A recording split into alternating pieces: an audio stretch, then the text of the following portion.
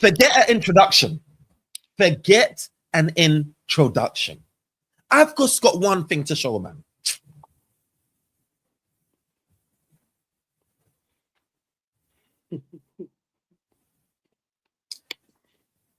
Tell me this guy isn't player of the season, bro. Tell me this guy isn't player of the season. How much did we get this guy for again? 18 million? Was it even in euros or something like that? Surely not more than 20. I heard it was naira. I heard it was 18 million naira, bro. Man said the naira, you know, bro. It may as well have been this guy. Yeah, I'm gonna check now, but I don't think it was.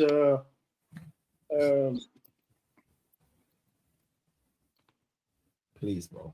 Please. It said that it said there's a reported fee of 18.1 million. 18.1 million, bro. And he's from Royal Antwerp, and you got to remember he's only 23, which is like a 15-year-old when it comes to goalkeepers, bro. Do you see what I'm talking about? Yeah, this guy, from the minute he walked through the door at Manchester United, this guy has been putting in performances, bro. He's brought a sense of calmness to the team. This guy kept us in the game multiple times today. See that shot where it was close range and he came out and rushed to the goal. He just about got his palm. He got his fingertips to it and it went wide. Yeah, coming out, collecting that ball from the air, calm, punching the ball out when he needs to punch it out from them set pieces, making top set. Bro, at one point I was sitting there and I'm thinking, do we have De Gea? Is De Gea back in the squad? That's how I feel, fam. That's how I feel. This guy here, jolting. Absolute jolting. Man of the match. I'm going to put it out there already. Man of the match, bro. But yo, Ed Weezy, man. How you feeling, bro? I'm all right, brother. How are you? How you doing, man? It looks like that. You know what? Yeah, you know what? Well, I'll ask you how you're doing. I'm gonna maybe hopefully it's not too early, but how you doing though? Bro, I'm elated, bro. I'm excited, bro. You know these Monday night football games, it's not the best. It's not the best. You know what I mean? Like we've got to wait till Monday night. It's terrible. But other teams get their games out on a Saturday and a Sunday. But do you know what? I'm just happy that we got the W, and I think we are just like maybe 1 or 2 points away. Ferber, you asked me how I'm doing, right?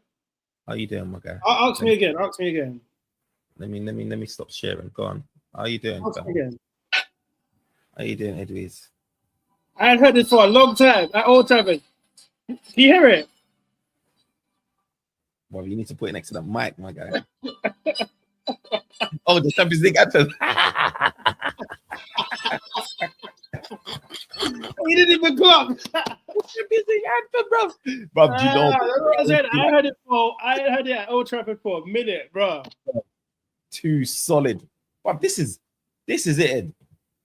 We're back to where are we officially like we're not too far, isn't it, away from like let's Champions League. So look, there's 4 games to play, right? Yeah. And we're looking at 5th spot gets you Champions League, 6th spot doesn't, right? That's getting you Europa League. So currently Brighton here is on 5 points. They've played the same amount of games as us. Yeah. So how many points? 11 points ahead of them. So what's the maximum you can get out of 4 games? 15. What? No, 12.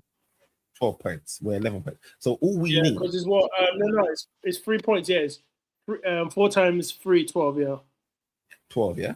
So we're currently 11 points gap of them. So we just need 1 more W or 2 draws in the last 4 games. 1 more win. We're certified and cement our Champions League. Okay. I think we're in a like not. I don't want to jump the gun, but I think we're in a good position for that. 100%. 100%. I know we've got Liverpool. I'm confident that we will even like our next fixtures are who? Look, let me bring up our fixtures. Because Liverpool are actually doing much better, though, aren't they? Yeah, they picked up some form.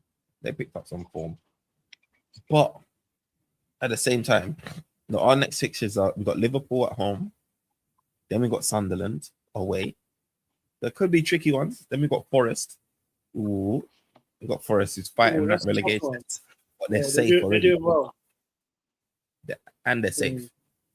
And then we've got Brighton away, which is again, like, to be honest, the last 4 games are tricky games. You understand? Yeah. But Man They're not United easy. is just Not easy games. they're not easy games. So if we Man United, not put out there, so but if we lose all of them, we're not in the Champions League, are we? yeah, we've got to win. We've got to win one more game, or we need to get 2 more draws, and it's doable. Yeah. It is so doable. You know what I mean? Like, yeah, Liverpool got the W against Palace, 3-1. You know, I think Salah got on the score sheet there, didn't he? No, he didn't actually. It was Isaac Robertson and the. No, it was yeah. It's the Everton game, yeah, or is it the Everton game? Yeah, he got on the score sheet. So look, yeah, Isaac scored, and Ritz and Wirtz and Robinson, yeah, like you said. Yeah, it's their first back-to-back win since February. So look, they're picking up a little bit of momentum, but like I said, I'm so happy that we're going into this game knowing that we just need, I mean, yeah, a draw will be perfectly fine. 2 draws, I'm fine. Look, at the end of the day, man, let's talk about this game. Look, Manchester United, Brentford. It was always one of those games that could have shaped up a bit tricky in it, but I feel like Man United, I know people would say that, you know, it was an open game. It was a bit chaotic after 10, 15, 20 minutes. The midfield kind of opened up and it was back and forth, but I feel like it played into our hands. And I know that, you know, Brentford had a number of opportunities to, like, do you know what I mean, equalize and even go on to be leading in the game. But I just feel like, you know, those type of games where it's open, Man United is one of the best of their counter-attacking football. And yes, we've had Ahmad that had a few opportunities, you know, to put that game to bed. He didn't take his chances, but I was glad to see Sesko take his chance. And how do you feel Sesko put his goal away, man? Well, first of all, if we're gonna start from our performance, let's shout out to Mainu's run in the beginning where he set up Ahmed. Great feet, went past about 2 or 3 players. Passed it. Should have been a goal, but you know, blocked by the defenders. And I think we Did you see that run though? That dribbling run, like carrying the ball. You don't typically see that from Manu too often, but that's what I'm saying. I feel like he's got so much more in his locker. I think if he played more in the number 10, he'll have the freedom to do that. But I think he has to be a bit more cautious because of where he's playing and how exposed that area is, isn't it? Yeah. No, I feel like Mainly put in a really solid performance. So it's good you mentioned this because I saw a guy, you know, he get criticized a lot of what he don't do off the ball. But in today's game, and don't get me wrong, like we didn't have like a solid controlled midfield, far from. But I did notice that Mainly had moments where, you know, he was showing his qualities where it comes to press resistance, when it comes to chasing back the ball and winning it back, going to ground where he needed to slide to attempt to win that ball back. You know, all of those things that, like, you know, showing his balance and his core strength, like he showed individual like physical attributes and work ethic that he don't usually get. Like, it doesn't too show. Yeah. You know what I mean? So big up to Mainu, man. And I feel like Mainu, when he does get the right, you know, obviously Casemiro's having a really good season. He's bowing out gracefully, but when Mainu does eventually have a partner that is got a bit more mobility, I feel like it's only going to help him, you know what I mean? And maybe allow Mainu, like you said, to go up in those a bit more advanced positions where he can impact on the game at the edge of the box and stuff like that. But look, Edwizy, man, Sesko, man, talk to me. Okay, good goal. I think Man United broke down the play. I think Mainu won the ball, actually. If I'm right, Mainu won the ball, right? I need to watch it again, bro. Yeah, I've got it up here. Let me check one more time. No. Ahmed won the ball. Bruno picked up in the middle, ran counter. You had a Bomo running on the right, Sesko on the left. Sesko picks up the ball, chops a player, boom, back in the net. 2-0. It's that extra chop in it. It's that extra last bit where he shows so much composure in the box, and he just composed that boom. He did he just shifted it onto his right, and then the player slid, and then back in the net. You wouldn't Because you'll think this see, is so.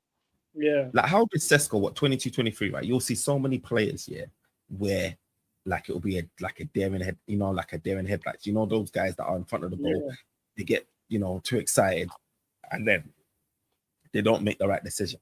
Sesko at that moment, yeah, and I always say this, the best players are the ones that can slow down the game, really slow it down, he's and 22. then he's 22 years old. So that's showing that composure in the middle of a box for the 22-year-old striker, yeah, who's got no Yeah, experience in the Premier League, etc. It's really good, man.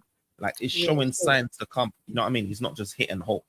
He yeah. really, really picked his moment. That's our rating, man. Bruno Fernandes, man, Ed Weezy, going on to Bruno, man, 19th assist of the season, my guy. One away 9th. from being hitting the record, right? Bruv, is it? Yeah, one away from being joint record holder, I think it is. Because, yeah, Henri and then Yeah. So he's got 4 games to do that. 4 games. So So it's come. he never had probably the best overall game generally, but he still got his assist and made a difference. Facts. And I think, like, with Bruno, man, I look, fantasy team, he's my captain, bro. He's gonna remain my captain because he's got something to play for. He's got records to break. And you see Bruno, man, like, he's just a guy that just keeps on giving, bro. He keeps on giving. And I watched his interview as well recently with Rio Ferdinand, man.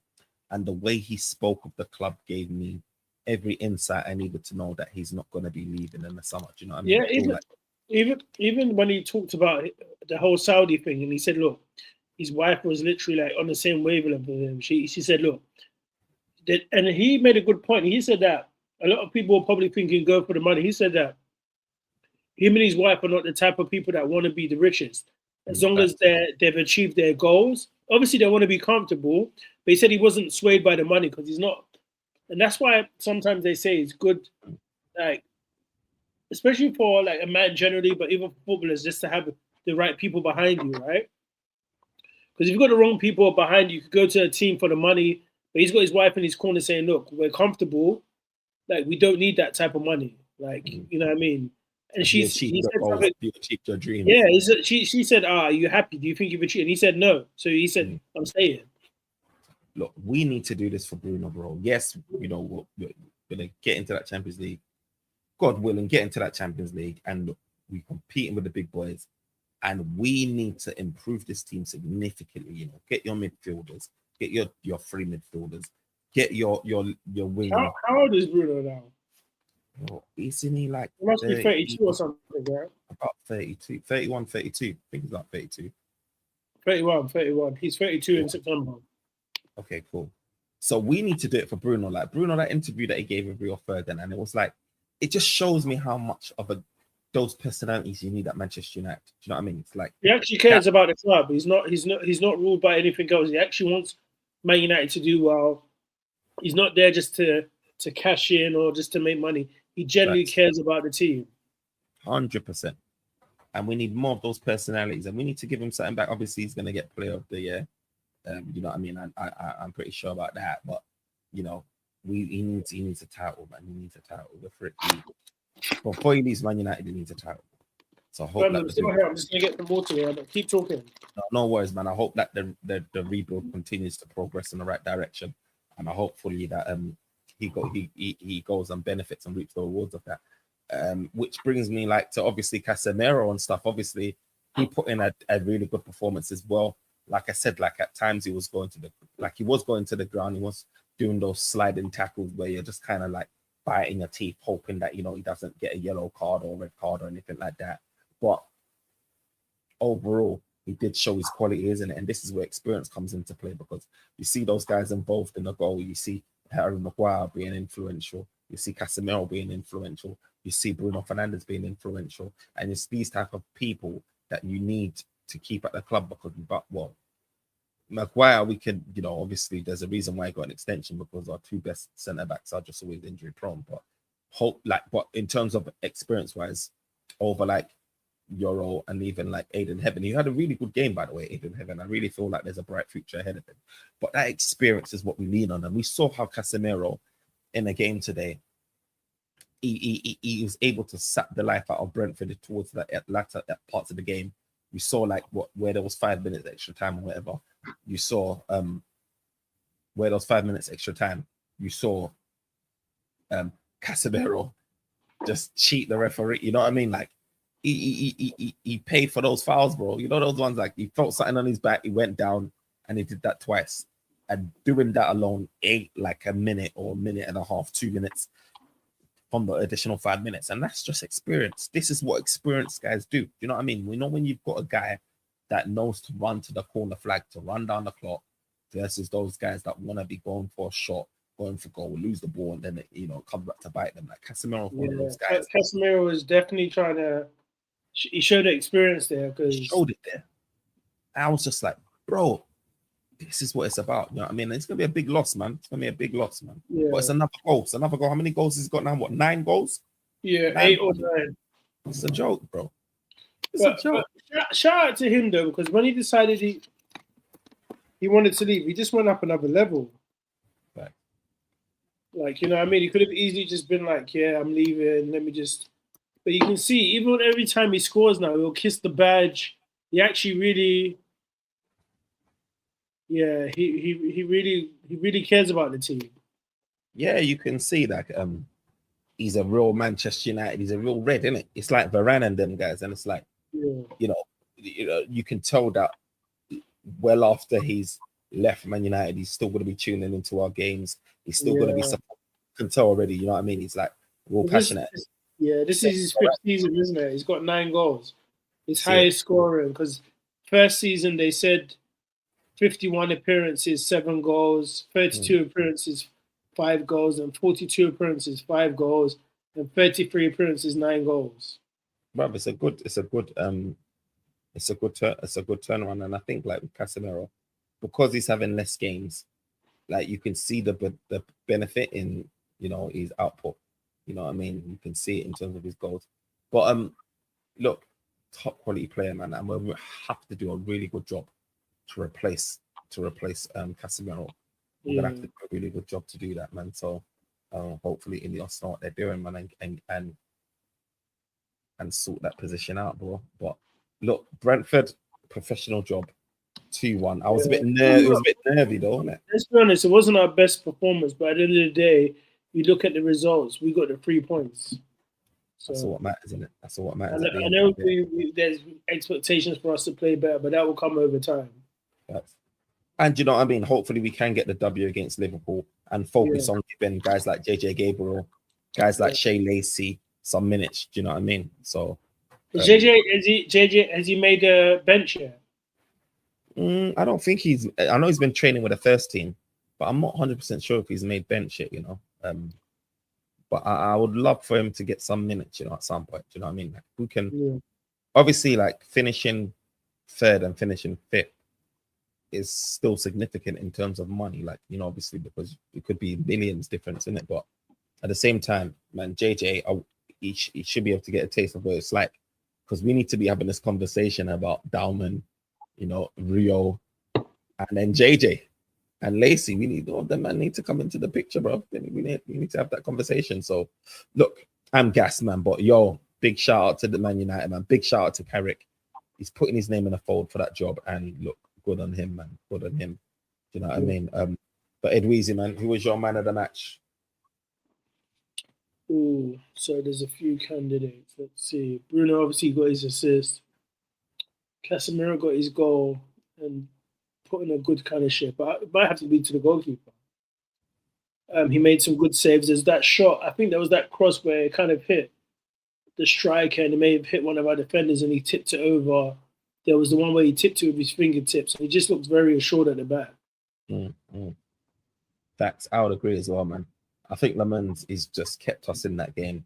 If it's there, no, it's not ending the same way it's ending now. Do you get me? I think he might be our player of the season, signing of the season, because obviously it will go to people will say like Cunha's good and Buemo is good, but like they don't know the importance of having a good goalkeeper. Right. It brings so much confidence to the defense. The whole team, like Lammens, for his price, pound for pound, there's nobody touching him. And you know what it is? Man United has a knack of buying really good guy. Like Mazraoui, right? He was cheap, but he's still a really good utility player. Aiden Heaven again was like £1 million, but you can see he's already probably increased his value by like tenfold. Do you know what I mean? Like we've got a really good knack of bringing in these young players and it working out. And I hope that Man United could like Dorgu as well is finding his feet. I'm hoping that we can continue in that vein, but just not overdo it because we don't want to be like Chelsea. Do you know what I mean? Like we wanna keep that balance between experience and leaders and and quality youth. But shout out, man! Shout out to the Ville. Yeah, look, we got the win. We're on track to being back in the Champions League and hearing that theme song again. So let's just hope that we continue to move forward. 100%. But guys, man, if you tuned in, remember to like, comment, and subscribe. Let me know your thoughts. Who was your man of the match? Let us know, man. What did you think of Mainu Casemiro performance? Do you think Sesko's better than Gyökeres? Let us know, because, well, for me, it's not even a question. You know, the one that shout out to Aiden Heaven, shout out to Shaw. I don't know when he's going to be back, broken down again. It's peak. But shout out to all these guys. You know what I mean? That's putting a shift, man. But until next time, man, Liverpool, we're coming. We're coming, bro. You're going to walk alone, fam. Peace. Peace.